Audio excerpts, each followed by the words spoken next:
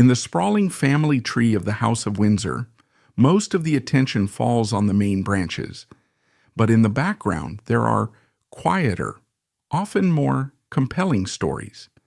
This is the story of Lady Davina Windsor, a cousin of King Charles III, who embarked on one of the most unconventional and groundbreaking love stories in modern royal history.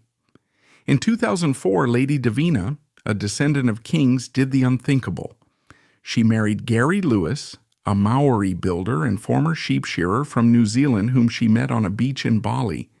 Their marriage shattered centuries of unwritten rules about class and tradition, creating a unique family that celebrated two vastly different heritages. But after 14 years and 2 children, the quiet fairy tale came to an end. This documentary explores Lady Davina's quiet rebellion, the immense cultural and class divides her marriage crossed, and the poignant reality of her life after the divorce, a story that reveals the true complex nature of being a minor royal in the 21st century. The Dukedom of Gloucester is one of the oldest and most significant royal titles in British history, but it is a title that has, over the centuries, been steeped in a certain darkness. It has been associated with rebellion, with tragedy, and with some of English history's most enigmatic and controversial figures. There was Thomas of Woodstock, the first Duke, murdered on the orders of his own nephew, the King. There was the ill-fated Humphrey, Duke of Gloucester, who died a suspected traitor. And of course, there was the most infamous of them all, Richard, Duke of Gloucester, the man who would become King Richard III, the hunchbacked king of Shakespearean legend, accused of murdering his own young nephews in the Tower of London. For centuries, the title seemed almost cursed, a poisoned chalice handed down through the generations. But in the 20th century, the House of Windsor sought to redefine it, to transform it from a symbol of intrigue into one of steadfast, loyal service to the crown. The man tasked with this was Lady Davina's grandfather, Prince Henry, the third son of King George V and Queen Mary. Prince Henry was a man born to duty, not to desire. Unlike his charismatic, controversial older brother Edward, or his gentle, devoted brother George, who would become King George VI, Henry was the quintessential military man. He was a professional soldier through and through, spending years with his regiment, the 10th Royal Hussars. He was known for his formidable temper, his bluff, no-nonsense manner, and a deep-seated desire for the straightforward life of a country squire. He was, by his own admission, a reluctant prince. The endless ceremony and public attention of royal life did not come naturally to him, but he was, above all, a son of George V, and he possessed an unshakable, ironclad sense of duty. When his brother King Edward VIII abdicated the throne in 1936, plunging the monarchy into its greatest crisis, Henry, like his brother Bertie, stood firm. He supported the new king without question, sacrificing his own military career to become a full-time working royal, a counselor of state, and a pillar of the new, more sober reign. His personal life was also a matter of duty. He remained a bachelor until the age of 35, until his parents finally impressed upon him the need to marry and secure his line. His bride was the Lady Alice Montague Douglas Scott, the daughter of the Duke of Buccleuch, one of Scotland's grandest aristocrats. Theirs was not a whirlwind romance, but a gentle, suitable, and deeply successful union built on shared values and mutual respect. The Duchess of Gloucester would become one of the most beloved and longest-lived members of the royal family, a symbol of quiet, grace, and endurance. Together, Prince Henry and Lady Alice embodied the new Gloucester Creed: duty first, personal desire second. They served as Governor-General of Australia during the Second World War, and spent their lives carrying out a relentless schedule of public engagements. They were the dependable, reliable, and utterly uncontroversial branch of the family. They had 2 sons, and it was their firstborn, the handsome and charismatic Prince William, who seemed destined to bring a new glamour to the Gloucester name. Prince William of Gloucester was everything his father was not. Where Henry was dutiful and reserved, William was a swashbuckling adventurer. He was the James Bond prince, the action man of the royal family. He was a daredevil pilot, a diplomat who served in Tokyo and Lagos, a man who loved fast cars and even faster planes. He trekked across the Sahara Desert and commanded a respect that went far beyond his royal title. He was also a romantic figure.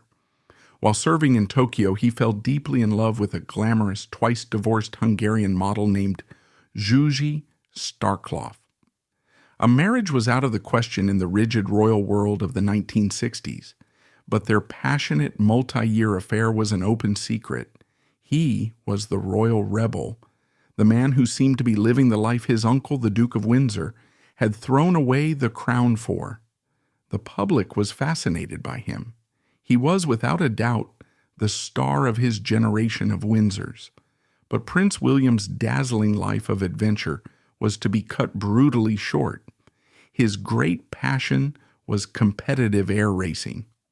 On the 28th of August, 1972, he was competing in the Goodyear International Air Trophy near Wolverhampton.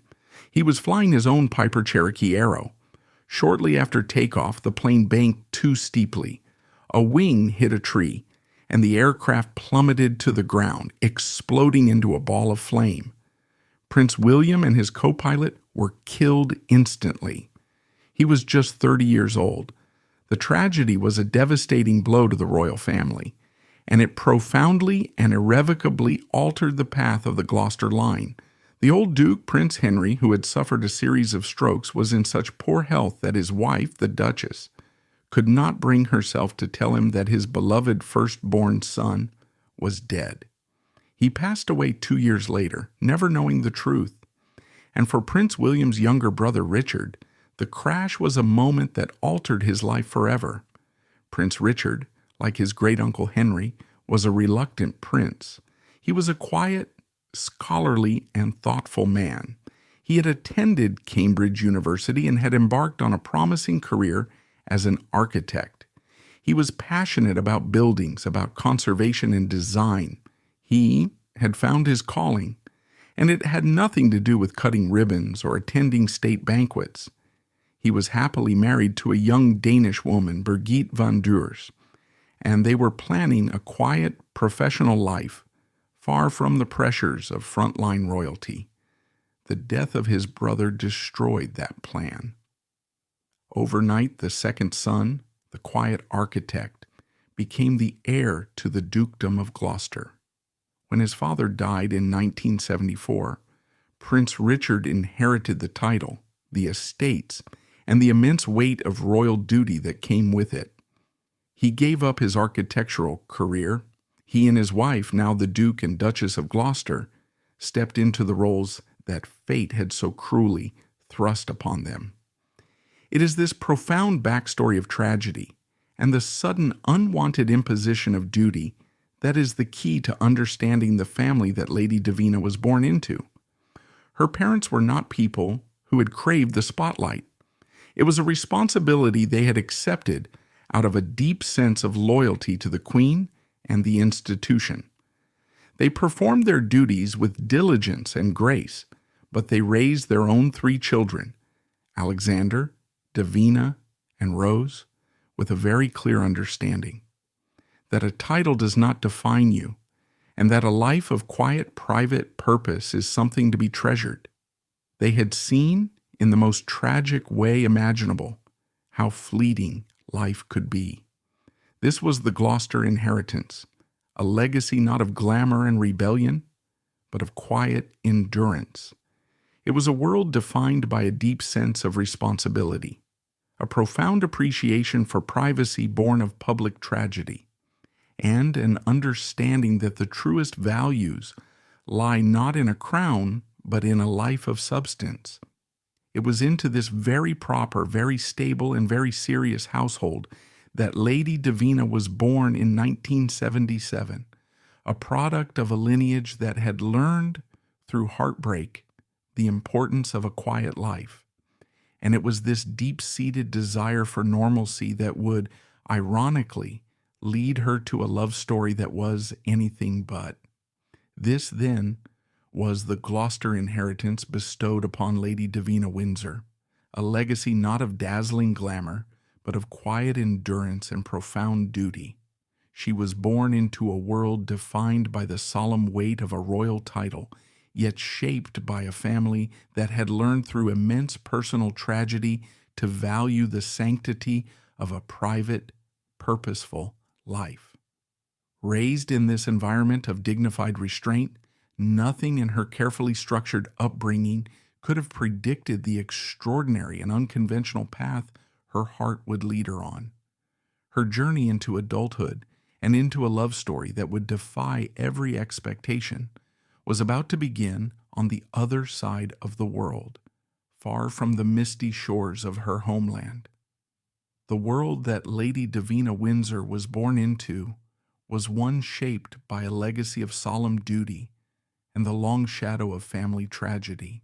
Her parents, the Duke and Duchess of Gloucester, having had their life's path irrevocably altered by fate, were determined to provide their own 3 children with something they themselves had been denied, a sense of normalcy. It was, of course, a royal version of normalcy, a life lived in palace apartments and sprawling country estates. But the ethos of their household was one of quiet dignity, intellectual curiosity, and a distinct lack of airs and graces. Davina and her siblings, Alexander, the Earl of Ulster, and Lady Rose, were raised with the understanding that their titles were a fact of their birth, but not the defining feature of their character. They were Windsors, but they were also expected to be well-educated, hard-working, and grounded individuals. Their parents, particularly their Danish-born mother, created an environment that was more relaxed and less protocol-obsessed than other royal households. They were encouraged to have friends outside the aristocratic bubble, to pursue their own interests, and to see their royal status not as a ticket to a life of leisure, but as a platform for a life of substance. Davina's education followed this pattern. She attended independent schools, but not the ones that were constant fixtures in the gossip columns. She was a bright, if reportedly shy, young woman. When it came time for university, she again chose a path slightly different from the norm. She didn't opt for St. Andrews, the Scottish university that was becoming a favored destination for young royals, nor the ancient halls of Oxford or Cambridge. She enrolled at the University of the West of England in Bristol, a large modern university known more for its practical, career-focused courses than for its ancient lineage. Her choice to study media studies was also telling. It was a modern, forward-looking degree, a world away from the traditional art history or classics, favored by many in her circle. She was, in her own quiet way, preparing for a life in the real world, a professional life where she could be a participant, not just a patron. She graduated and was, to all intents and purposes, a typical, well-educated young woman from the British upper classes, albeit one who appeared on the Buckingham Palace balcony once a year. She was a product of her stable, loving, and deeply sensible upbringing. Nothing in her past could have possibly predicted the turn her life was about to take. To understand the magnitude of that turn, we must travel 12,000 miles to a world forged not by palaces and protocol, but by sunshine, surf, and ancient soil. This is Gisborne, a small city on the East Cape of New Zealand's North Island. It is the first city in the world to see the sunrise each day. It's a place of breathtaking natural beauty, a hub for surfing, winemaking, and a community with a deep and abiding connection to its Māori heritage. This is the world that shaped Gary Christie Lewis. His story is the polar opposite of Davina Windsor's. He wasn't born in a palace, he was born into a family of workers. His father was a sheep shearer, and Gary followed him into the trade. Sheep shearing in New Zealand is not a job, it's a culture. It is brutally hard, physically demanding work, requiring immense strength, skill, and endurance. It's a life lived on the road, moving from farm to farm, a world of sweat, camaraderie, and a profound connection to the land. But Gary Lewis's identity was shaped by more than just his work. He is a man of proud Māori heritage. Specifically, he is of the Ngati Porou iwi, or tribe. Ngati Porou is one of the most prominent and respected iwi in all of New Zealand. Their ancestral lands stretch along the East Cape, a rugged and beautiful part of the country. They have a rich history of leadership, of fierce independence, and of producing some of the most celebrated Maori scholars, soldiers, and politicians, including the pioneering doctor and statesman, Sir Maui Pomare. This was not a token identity for Gary. It was the bedrock of who he was. His life before Davina was a full one. He was a passionate surfer, at home in the powerful waves of the Pacific. And he was a father. He had a son, Ari, from a previous marriage that had ended in divorce. He was a down-to-earth, hard-working man from a small town, a world-class surfer, a proud Maori, and a devoted dad. He was, in every conceivable way, an ordinary Kiwi bloke. In the year 2000, Gary, now 30 years old, decided to take a surfing holiday. He chose a destination famous for its perfect waves and laid-back atmosphere, Bali, Indonesia. And at the exact same time on the other side of the world, a 22-year-old recent university graduate named Lady Davina Windsor also decided she needed a break, a holiday in the sun with her friends.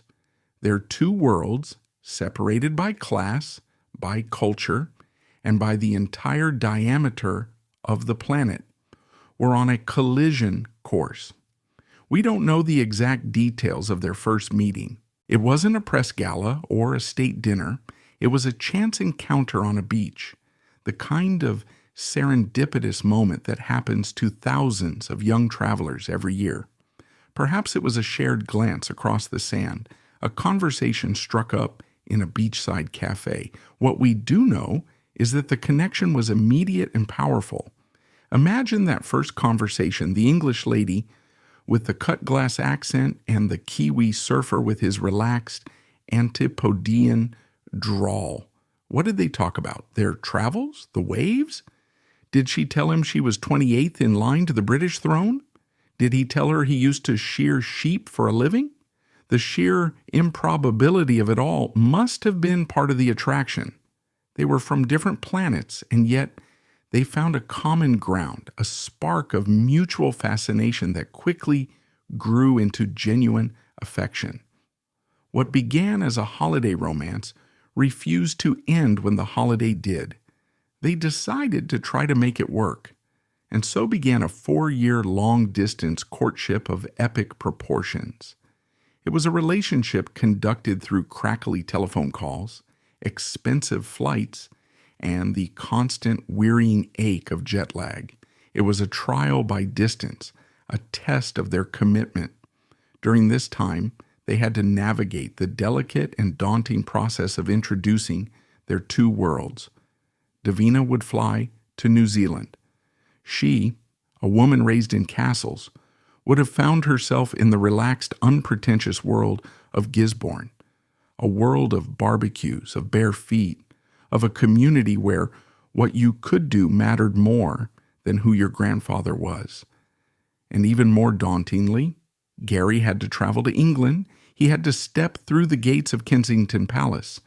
The sheep shearer had to meet the Duke. One can only imagine the nerves. But the Gloucesters, true to their reputation for quiet decency, welcomed him. They saw past the tattoos and the working-class background. They saw a kind, honest man who made their daughter happy. As one of Gary's relatives would later tell the press, The Duke and Duchess were lovely, very down-to-earth people. The family's approval was a crucial step, but there was one final formal hurdle, a piece of ancient constitutional machinery that had to be engaged. Under the Royal Marriages Act, because Davina was in the direct line of succession, she was legally required to obtain the Queen's permission to marry. This was not a mere formality. The Queen had the power to veto the marriage. And so, in a moment of quiet historical significance, the case of Lady Davina Windsor and Mr. Gary Lewis was brought before Her Majesty, the Queen, and her Privy Council, a formal body of senior advisors. The details of their backgrounds, their relationship, their suitability were all considered. And on the 20th of April, 2004, the official announcement was made from Buckingham Palace. The Lord Chancellor read the Queen's declaration, "My Lords, I do hereby declare my consent to a contract of matrimony between Lady Davina Elizabeth Alice Benedicta Windsor and Gary Christie Lewis." The consent had been given. The final barrier had been removed. The lady and the builder were officially engaged. The news was a quiet sensation. The British press, and indeed the world, was fascinated by this utterly unconventional royal romance. The story was framed around the stark contrast, the Queen's cousin and the Māori sheep shearer. While some of the coverage was celebratory, a lot of it was tinged with a subtle, and sometimes not so subtle, class snobbery. Commentators marveled that a man who had left school at 16 could be marrying into the royal family. His tattoos, his background, his previous marriage, every detail was dissected. For Davina and Gary, this must have been an incredibly trying time, the first real taste of the public scrutiny that would now be a part of their lives. But they handled it with a quiet dignity, refusing to be drawn into the media circus. Their love story had survived 4 years of long-distance travel and the crossing of a massive cultural divide. It had won the approval of a duke and a queen. Now all that was left was the wedding, and like everything else about their relationship, it would be an event that broke every royal mold. The stage was set for the quietest, yet in many ways the most revolutionary royal wedding of the modern era. After 4 years of a courtship that spanned oceans, continents, and a vast cultural divide, the improbable love story of Lady Davina Windsor and Gary Lewis had overcome its greatest hurdles. It had survived the challenges of long distance, won the acceptance of her ducal parents, and, most remarkably, received the formal blessing of the Queen herself. With the public announcement of their engagement, the quiet romance became a global curiosity. Now all that remained was for the couple to formalize their union, an event that, true to their character, would not be a grand public spectacle, but a quiet, intimate ceremony that would nevertheless stand as one of the most revolutionary royal weddings of the modern age. After a 4-year courtship that had defied distance, class, and convention, and with the official blessing of the Queen herself, the stage was set for the wedding of Lady Davina Windsor and Mr. Gary Lewis. In the world of royal marriages, this was an event that promised to be unlike any other. The public, fed by years of grand spectacles, might have expected a degree of pomp and circumstance, but that was never Davina and Gary's way. Their love story had been a quiet one, and their wedding was to be its perfect reflection. On the last day of July in 2004, a warm summer's day in London, they were married. The venue they chose was profoundly significant. It was not the cavernous expanse of Westminster Abbey or the Gothic splendor of St. George's Chapel in Windsor.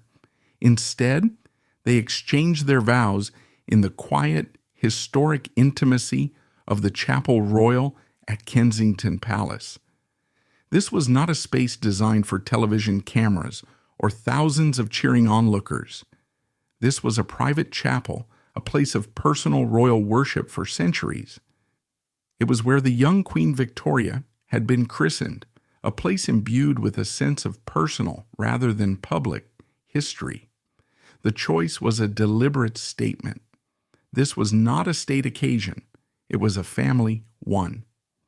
The guest list was a testament to this desire for intimacy. Only 30 of their closest family and friends were invited.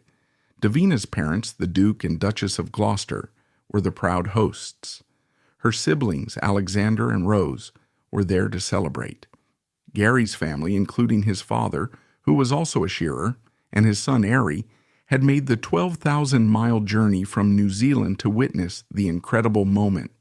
It was a small gathering, a true joining of two families from opposite ends of the earth.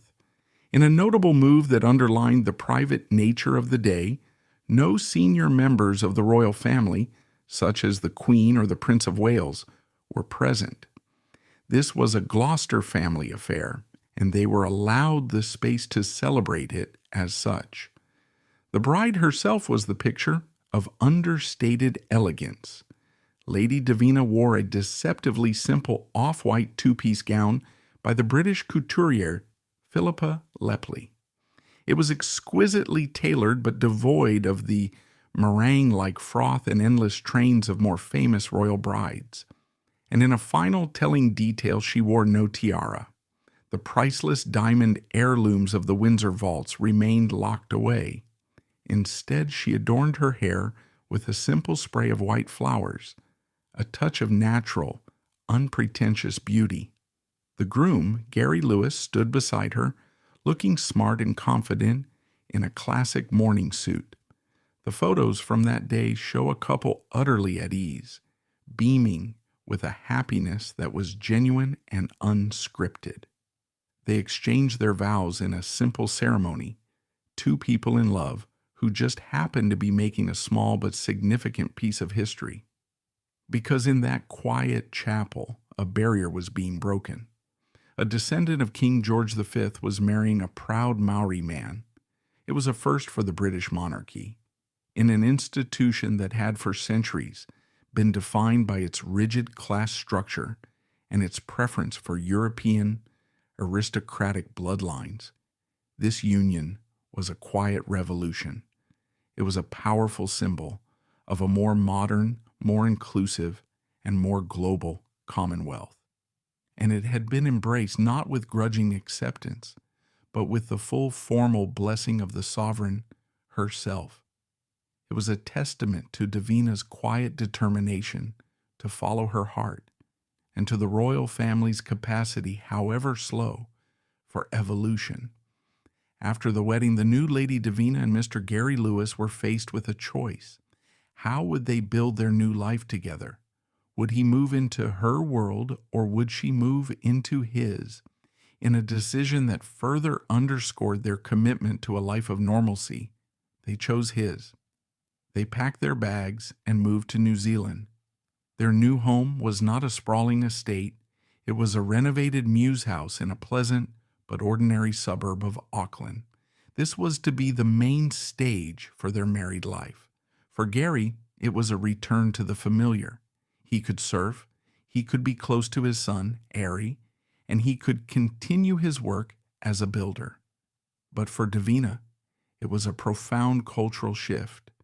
Imagine the transition from the hushed formal world of Kensington Palace and the ancient stone manors of Gloucestershire to the laid-back, egalitarian, and outdoor-focused culture of New Zealand.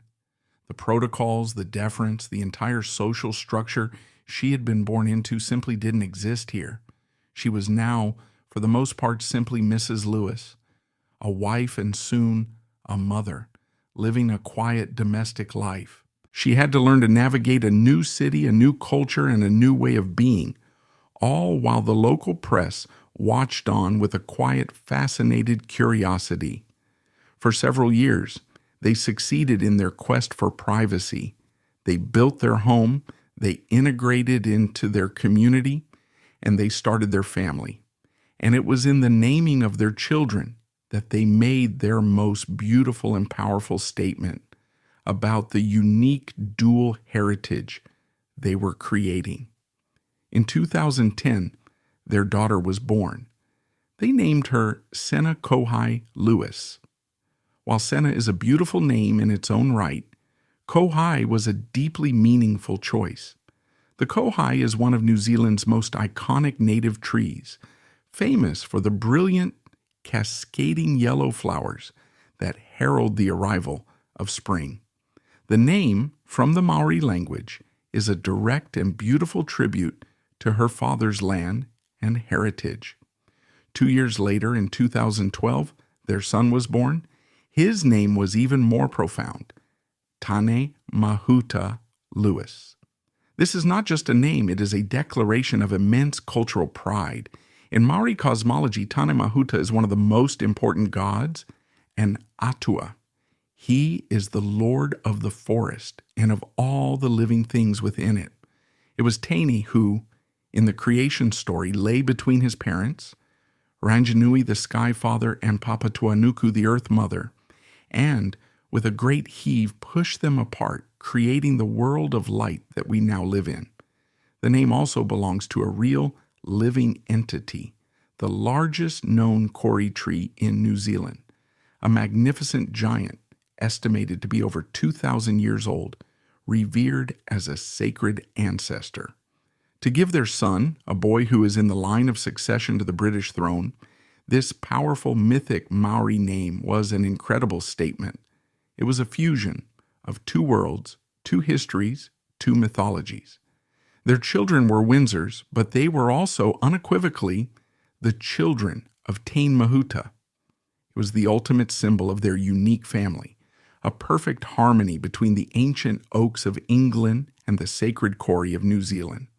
From the outside, the fairy tale, however unconventional, seemed complete. They had defied the odds, they had built a life, they had a beautiful family that embodied the best of both their worlds. They would travel to the UK for important family milestones, the weddings of Davina's cousins, the Queen's Diamond Jubilee. But their heart was in their quiet life on the other side of the world. But the pressures of maintaining a life balance between two such different realities are immense. At some point in the mid-2000s, the family quietly relocated back to the United Kingdom. The reasons for the move were never made public. Perhaps it was a desire to be closer to Davina's aging parents, or to provide their children with an English education. Or perhaps it was a sign that the foundations of their unconventional marriage were beginning to show signs of strain. Living in the UK would have brought a different set of pressures. The anonymity they had enjoyed in Auckland was harder to maintain in London. The subtle but persistent weight of being royal adjacent, the constant awareness of being part of the wider Windsor story, would have been more pronounced. For Gary, a man so deeply rooted in the open spaces and relaxed culture of New Zealand, a permanent life in the more rigid, class-conscious environment of Britain may have been a difficult adjustment. For 14 years they had made it work. They had built a family and a life together. But the quiet forces that can pull any couple apart, the slow drift of interests, the pressures of daily life, the simple sad fact that people change, do not spare princesses or builders. The fairy tale was drawing to a quiet and very private close. In March of 2019, a brief and formal statement was released by Buckingham Palace, confirming what had been rumored in society circles for months. It announced that Lady Davina and Mr. Gary Lewis had divorced. The statement was characteristically discreet, confirming the split had been finalized the previous year, and that both remained committed to co-parenting their children. There was no public drama, no bitter recriminations, no scandalous tell-all interviews. The marriage that had begun in such profound privacy ended in the same way. The quiet rebellion was over. The great love story that had crossed oceans and shattered conventions had reached its final page. Lady Davina Windsor was now back in London, a single mother of two, facing the challenge of building a new life for herself, once again navigating the complex space between her royal title and her private reality. The end of their marriage, handled with the same profound privacy that had defined its beginning, marked the quiet closing of a remarkable chapter. The great experiment in cross-cultural royal love was over. The fairy tale, however real and unconventional, had concluded. For Lady Davina, this was not just the end of a relationship, but the beginning of a new, challenging reality. Now, a single mother to 2 young children back in the United Kingdom, she faced the complex task of rebuilding her life, forcing a re-examination of her own identity, and raising broader questions about the true nature and role of a minor royal in the 21st century. The end of a marriage is always a quiet cataclysm, a private world fractured. For Lady Davina Windsor, the end of her 14-year union with Gary Lewis was not just the end of a relationship. It was the closing chapter of a life lived on the other side of the world and the end of a unique, groundbreaking experiment in modern royalty. The return to the United Kingdom was not just a change of address, it was a return to a world she had once sought to leave behind. But this time, under entirely new and challenging circumstances. She was now in her early 40s, a single mother to 2 young children, Senna and Tane. The life of carefree adventure in the Southern Hemisphere was replaced by the familiar routines of life in London. But the London she returned to was not the same one she had left as a young bride. She was no longer just the Duke of Gloucester's daughter. She was a divorcee, a single parent, tasked with the profound responsibility of raising 2 children who carried the blood of both the Windsors and the Ngati Porou people. Her life today is one of profound and determined privacy. Unlike her senior royal cousins, she is not a working royal. She receives no public funding, she has no official duties, no staff of secretaries or press officers. She must navigate the universal challenges of co-parenting, of school runs, and balancing a budget, like millions of other single mothers. But she does so with the inescapable and often awkward appendage of a royal title. She is a lady, but her life is a testament to the fact that a title does not come with a trust fund or a guaranteed happily ever after. We see her, occasionally, at the great state occasions that punctuate the national calendar. A glimpse at a royal funeral, a seat in the congregation at a coronation. She is a part of the grand family tapestry, a familiar face in the background of history. But these fleeting appearances only serve to highlight the profound duality of her existence. She is present at the heart of the establishment, yet her personal story, her daily life, remains almost entirely invisible. She's a Windsor who is seen, but by her own design, not truly known by the public. This quiet retreat into normalcy is perhaps the most telling chapter of her entire story. To truly appreciate the significance of Davina's journey, we must look back at the quiet debate her marriage sparked. The controversy, as it were, was never about scandal, but about the unspoken rules of the British establishment. Her choice of husband was a direct, if gentle, challenge to the very bedrock of the system, class. The British monarchy, for all its modernizations, has historically been the apex of a rigid class structure. Royal marriages were dynastic tools, unions between European royal houses.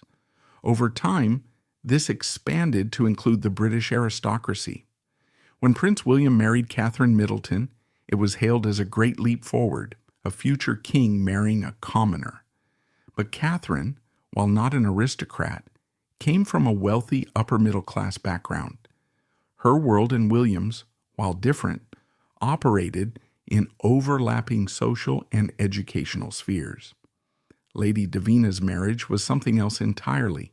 It was a leap not just of class, but of hemisphere and of culture. The British press, in its initial coverage, couldn't hide its astonishment, framing the story almost exclusively around Gary's former professions: the sheep shearer, the carpenter. There was a palpable sense of incredulity that a man who worked with his hands could be marrying a woman who was a direct descendant of Queen Victoria. It revealed a lingering obsession with class, a sense that some barriers were simply too high to be crossed. And woven into the class dynamic was the equally significant issue of culture and race. Gary Lewis was a proud Māori man. His marriage to Davina marked the first recorded instance of a person with indigenous Māori heritage marrying a descendant of a British monarch. In the context of the Commonwealth, an institution built from the ashes of the British Empire, with a complex and often painful history with indigenous peoples, this was a moment of quiet but profound importance. The dignified and unquestioning acceptance of the union by the late Queen and the Gloucester family was, in its own understated way, a deeply progressive act. It sent a message that the monarchy of the 21st century was capable of embracing the rich, multicultural reality of the nations it represented. The very existence of Senecohai and Taini Mahuta Lewis, children with Māori names who are in the line of succession to the British throne, is a permanent and beautiful legacy of that progressive moment. So, does the end of the marriage negate its importance? Does the divorce prove that such a wide cultural gap is ultimately unbridgeable? To believe that would be to miss the point. The end of their marriage doesn't diminish the courage it took to begin it.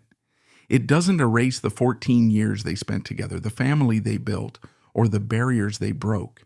It simply proves that their union, for all its historical significance, was also just that, a union, a relationship between two human beings subject to the same pressures, joys, and sorrows as any other. The fairy tale may have ended, but the humanity of their story endures.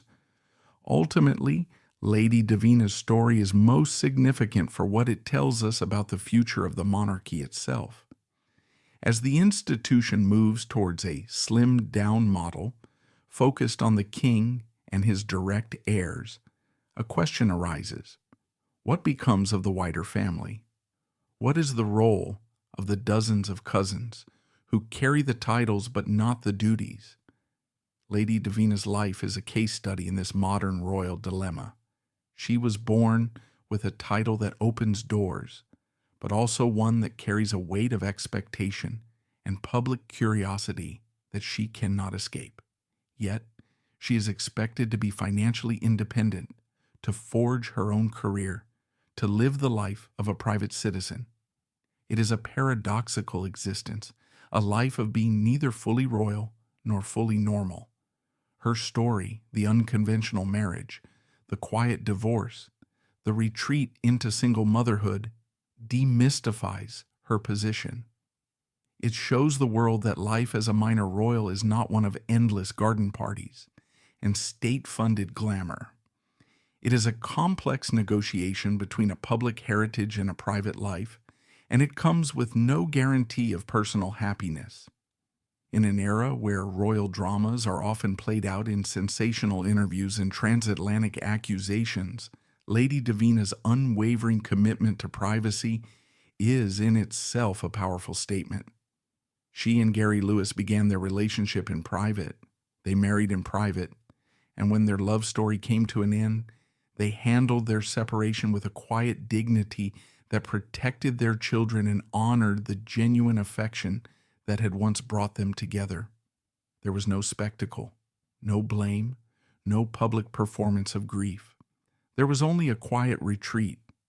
The story of Lady Davina Windsor was never a fairy tale, not in the traditional sense. It was something far more real and, ultimately, more resonant. It was the story of a woman born into a world of immense tradition who chose to follow her heart down a path of quiet rebellion.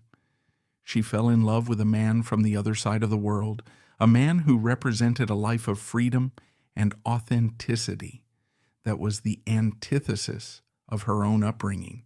Together they built a family that was a unique and beautiful bridge between two cultures, a symbol of a monarchy gently evolving. And when that chapter of her life came to a close, she faced the quiet heartbreak with the same understated strength and grace that has been the defining characteristic of her family for generations. Her story is a poignant reminder that behind the ancient titles and the glittering facade of royalty, there are simply human beings navigating the complex journey of love, loss, and the enduring search for a peaceful, purposeful life. In a world that demands that every story have a loud and dramatic ending, Lady Davina's life is a powerful testament to the dignity of discretion, the strength found in privacy, and the simple, enduring power of a quiet life.